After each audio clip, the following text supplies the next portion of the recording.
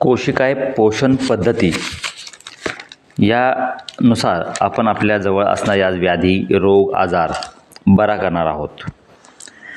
बघा, मुळात आपलं शरीर तयार झालं आहे पेशीपासून.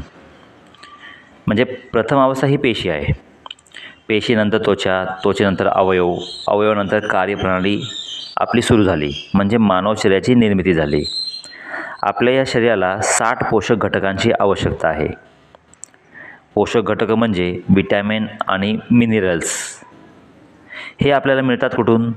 तर हवा, पाणी, अन्न येथून आपल्याला हे मिळतात.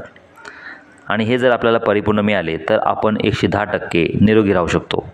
पण आज आपल्याजवळ रोग, आजार, व्याधी का आली? कारण हवा, पाणी, अन्न याच्यामध्ये वाढत्या प्रदूषण.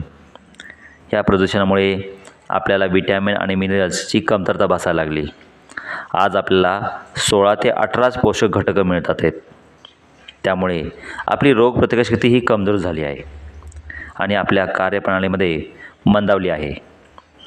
याच्यामुळे आपल्या अवयवामध्ये बिघाड निर्माण झाले आहेत. याचे सगळे परिणाम आपल्या त्वचेवरती दिसतात आहेत. म्हणजेच आपल्या त्या त्वचेवरती त्या ठिकाणी जे काही पेशी आहेत त्या मृत अवस्थेत चालल्या आहेत. बरोबर आहे. आपण आपल्या शरीराचे 110% डॉक्टर हे आपण स्वतःच असतो. जर पाहिलं तर आपल्याला पोषक घटकांवरती काम केलं पाहिजे जर आपल्याला बरं व्हायचं असेल तर. काळजी घेतल्याने काळजी करावी लागत नाही, हे आपल्या नेमकं लक्षात आलं असेल आता.